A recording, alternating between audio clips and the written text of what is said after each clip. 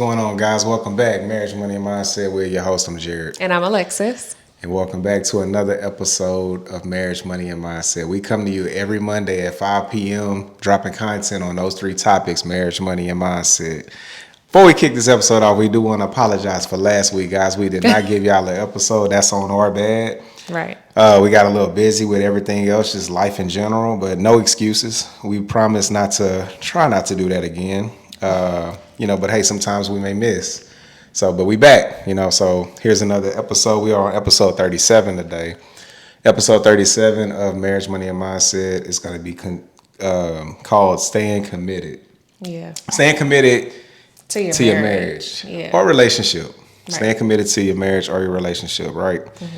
So, but before we kick that off, we just want to say, hey, thank y'all for coming and tuning into this episode. If this is your first time, please consider subscribing. If you have already subscribed, we appreciate y'all. Share this content with a family member, a neighbor, a friend, whoever. We're trying to spread the word, get our followers up, guys. So y'all help us out with that. If y'all, we sure would appreciate y'all doing that. Right. But yeah, so back to the episode. So staying committed. What is that about? Staying committed in your marriage or relationship. What does that mean? So commitment, staying committed in your relationship is a daily choice that you have to make. So it involves choosing love, respect, that mutual respect, and then the understanding. Okay. Yeah. Between two people. A commitment, guys. You know what I'm saying? That's something that you promise to do no matter what. You know what I'm saying? So that falls even in the category of your relationships. You know what I'm saying? Mm-hmm. So, when you fully commit to somebody, there's things in your character that you have to do in order to demonstrate that you're fully committed to the process. So we're going to touch on some of those things that you may have to do in order to show and demonstrate that you're fully committed to the process of a relationship or marriage, right? Yeah. So again, it's about putting your partner's happiness and well-being before your own. That's part of it too. Yeah. Exactly. So whenever you say those vows, I know we're talking to people who are married and people who are not married, married and not married. Mm-hmm. But specifically for married couples, that's what's in your vows. Let's talk about those vows for real quick. Let me see if I don't know if I got them pulled up on the notes tonight. I thought I did. Yeah, I'm going by memory. Yeah, man. But that's real. You're committing. You're making, when you present vows to your significant other during the marriage ceremony, if it's a traditional style marriage, you're going to say things like that you promise to do. Yeah, better or worse, rich or poor, sickness and health. Mm-hmm. So, you're saying these things, but the real move is to act these things. Not so much just say, but do. You know what I'm saying? Well, the bigger thing is also those negative things will come. Like those downtimes will come. So that's what we're talking about in this video. Okay. So you want to stay committed even in those tough times. So for better or for worse, there may be worse. In health and in sickness, there will be sickness. So there's going to be tough times in your life. Life is going to keep on lifing, and you have to continuously choose your marriage or your partner daily. Yeah, exactly. Because the way you start off may not be the way you finish. So think about it from that perspective. And it shouldn't be the way you finish, to be honest. We all strive to be better, but sometimes things can take a turn, We're going to get to that. We're going to get into that. All right. So one thing I want to say real quick, though, when I mentioned action a minute ago, not so much what you say, but how you act. Let's talk about action before we dive in. Mm-hmm. So for me, I say, okay, I just want to read this to y'all, then we'll talk about it. Choosing action over words means prioritizing deeds and behaviors as a means of expression or communication rather than relying solely on verbal communication. All right. I'm going to dissect that. So walking the walk more so than talking the talk. A lot of people say things they're going to do, not doing it at all. You check with them a year later, they ain't done nothing pertaining to what they said they were going to do. Same spot. Look, guys, action to me is the biggest thing. That's more sometimes you should just act and not even say what you want to do, in my opinion. Right. It's all fine and dandy to say what you want to do, jot it down, write it down. But to actually commit and do it. the action is what matters more. And even if it's not the right action in the beginning, you've done something that, in my opinion, is going to help you progress more than what the words would have done. Yeah. You know, because you learned in the action. That's where you really learn that, in action. I just wanted to touch on action before we dive in because it's important. It's going to go in tandem with this topic. So, well, hitting on that before we move Yeah. on. So the action is very important. And what it makes me think about is we talked about people staying stagnant. So even though you may choose the wrong decision, you may act on something and later on find that there was a better way or that wasn't the right decision, but you still moved, you still learned. So, yeah, I mean, you exactly. got Moving. further by jumping on that action than you would have if you were still waiting behind the start line. sidelines. Yeah. Right. Yeah, man. So, but look, we're gonna talk more about that in a second. We're gonna get back to action, but let's talk about being and staying committed in your relationship or marriage. So, what's the first thing? We got five, by the way. Yeah, we're gonna talk about 5 ways to stay committed to your relationship. So the first being prioritize. Prioritize your relationship. So make your marriage or your relationship the top priority in your life. Dedicate time and energy to nurturing your connection. So you want to be intentional. I'm going to let him know that he's important. I'm going to let him know that he is the top priority in my life. And that operative word is top. Number one priority. Yeah. That's right. Nothing or no one comes before my marriage. Yeah. So you don't want to take your partner for granted. You want to continuously show them that appreciation.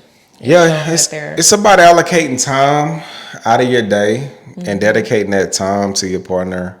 I get it. We all hustle. We all work. Like our schedules right now, she's evenings, I'm days.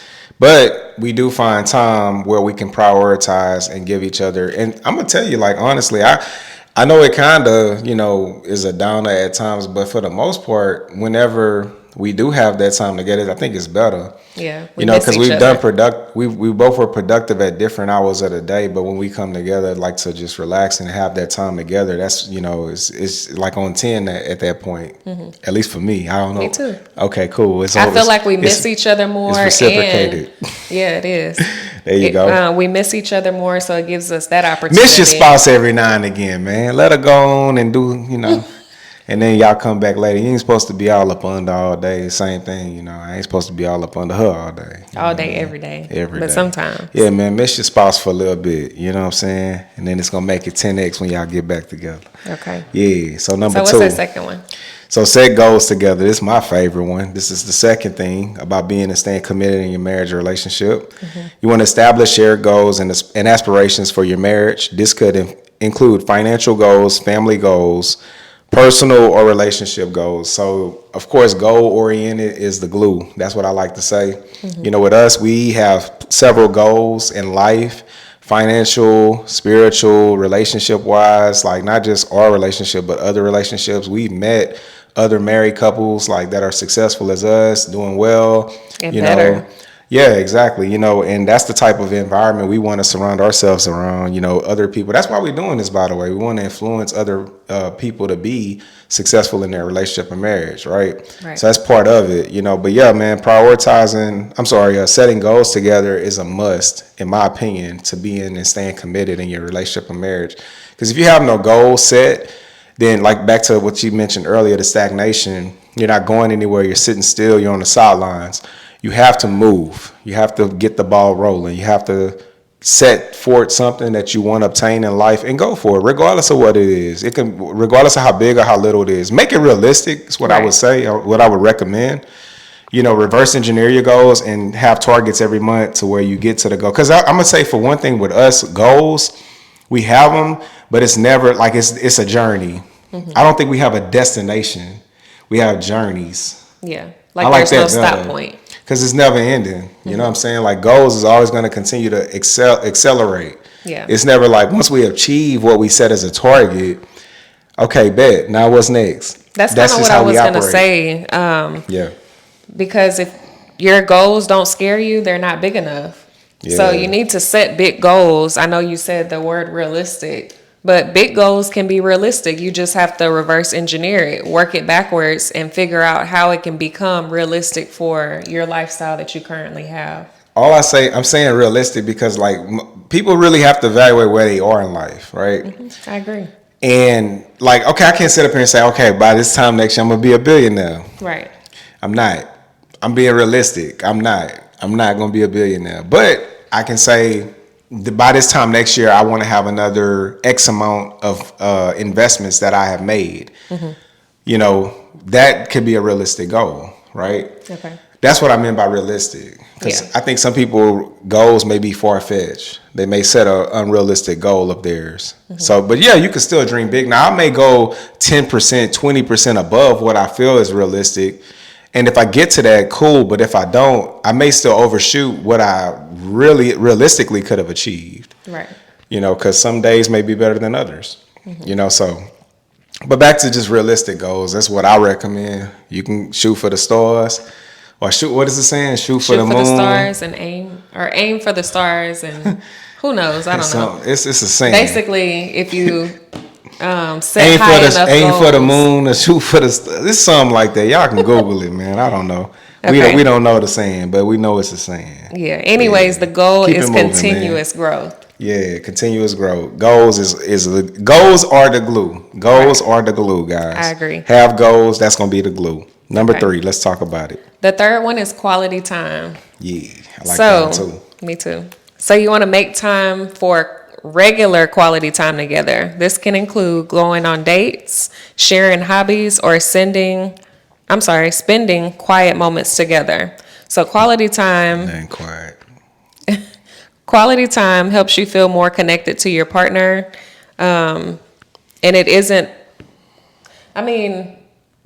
it's not the same as quantity of time. So quality of time and quantity of time is different. So I can spend all day with you, but we can be... Was it quality? Yeah, we could be in separate rooms doing 2 different things. We could be in the same room, not paying attention or bonding together. But quality time is like really spending that time with your partner.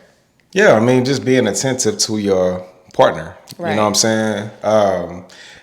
Some people go to a movie, they think that's quality time. To me, that's not.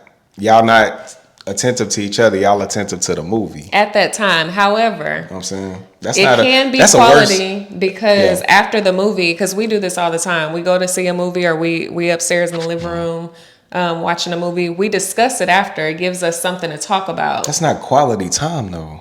Not during the movie. No, that's what I'm referring to. That's what I just said. I'm just talking about if someone thinks a date, as for you mentioned dates, going to a movie, that could be a date that some people think is a good date, or that would be maybe something they consider doing. To me, it's not, because I think a movie, you're not giving your time to who you're with. You're giving your time to the movie. To the screen. You can't talk during the movie. Some ignorant people do. I'm not saying that I don't agree with you. I do agree with you. I'm just saying that movie, during the movie is not quality time, but afterwards, whenever you're connecting with your partner, you guys are talking about what you appreciated about the movie, what you learned from the movie. Try to do something where y'all interacting. Yeah. As far as dates are, as far as pertaining to dates. Right. Interacting, like, I don't know, Top Golf, Putt. You love Top Golf. It's a dope spot. Things where y'all are interacting, Dave and Buster's, I don't know, bowling. That's what I'm referring to as far as dates are concerned, right? But that's in hobbies, same thing. I don't really understand spending quiet moments together unless we're sleeping. Like cuddling. Okay. I just like laying up with you sometimes.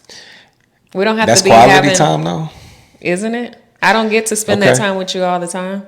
Well, there you go, guys. Cuddle. Cuddling is quality time. Sounds good. Let's keep it moving. All right. So the fourth one is maintaining. I like them all, but this one cool too. Go ahead. All right. Maintaining intimacy. So you want to cultivate emotional and physical intimacy and connection. This helps keep the spark and excitement alive in your relationship. Yeah, we touched on intimacy, by the way. So there's several different types of intimacy. We're not just talking about, That's the physical. We're only going to hit on 2 right now, which is physical and emotional. Go ahead. I'm sorry. All right. So in Most people cases, go to that though when they hear intimacy. That's why I was just letting them know. We've talked about that. Go back and watch that video. Go check it out if you haven't. Today we're just gonna highlight the physical and emotional intimacy. Only those two. Yeah. Okay. So in most cases, women need the emotional intimacy which is like that vulnerability piece. We need that in order to give you guys the physical intimacy. What do you think for a man's perspective? Well, I think most men, man, we do want more physical than anything. But again, intimacy is very important as well. When you're talking about being and staying committed, it's part of being committed with your significant other. The intimacy has to be up to par or above for both people. Like whatever your level of intimacy is, make sure you're receiving that and giving it, by the way. Also, physical, it is. Physical intimacy is not always sex. No, it can just be touching, man. Yeah, it's just a physical contact between two people. Right, exactly. You know. But it can be, and it is. It is. Go to the next one. Okay, let's keep it moving. We go to the last one. So the fifth way to being and staying committed in your relationship and marriage, guys, is staying committed through challenges. Let's important. Let's talk about it. Okay, so challenges. It's not a matter of if, it's when they come. They will come. They will happen. We've had them. I'm pretty sure the viewers, y'all have had them. Yep. But look, you want to be prepared to weather the ups and downs of life together. So staying committed to your marriage, even during difficult times, and working together to overcome challenges. I was going to say they should make you stronger too when you go through them. And get through them. Get through them. Y'all should come out stronger, right? That's kind of been our experience. Right. But look at them as like an opportunity or like a test. Did you pass the test? You know what I'm saying? That's I always look at it like I want to pass this test, get through it and learn from it. What do you mean by that? You want to pass this test? Okay, so when a challenge arises, don't look at it as something that, most people, I think, they want to be right. They want to, make sure that, no, what I'm saying is right. Screw what you're saying. But the thing about it is to hear both sides. Like, understand, like, when a challenge arises, if it's like a verbal argument that y'all are having or a verbal debate, hear what they have to say, understand their reasoning. Maybe you can counter, or not maybe, but counter with your opinion and your reasoning. And both parties learn from each other's reasoning. And then and then ask yourself, okay, after it transpires, how did we do? Did we pass? Meaning that, are we still successful? Are we still moving forward? Right. Because you can have, y'all walking down this road together. Yeah, something, barrier's in the way. Yeah, it may be, somebody may bump their toe along the way in a pothole and get upset about it, but you're still continuing down that journey. You know what I'm saying? Okay. What I got from that whenever you were talking is like passing the test. So maybe in the beginning of your relationship, you fight differently, or you have those heated fellowship moments differently. So maybe you're calling them out of their name, or you're raising your voice, you're storming out, leaving. So what I got from passing the test is the next time or over time, you shouldn't be doing those same things. You should learn how to fight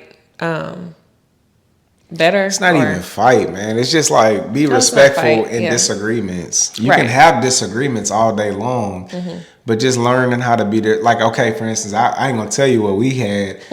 I told her something, but I told her something respectfully, and she didn't get mad. She just understood she understood my point. Right. But I like to call a lot of things constructive criticism, by the way.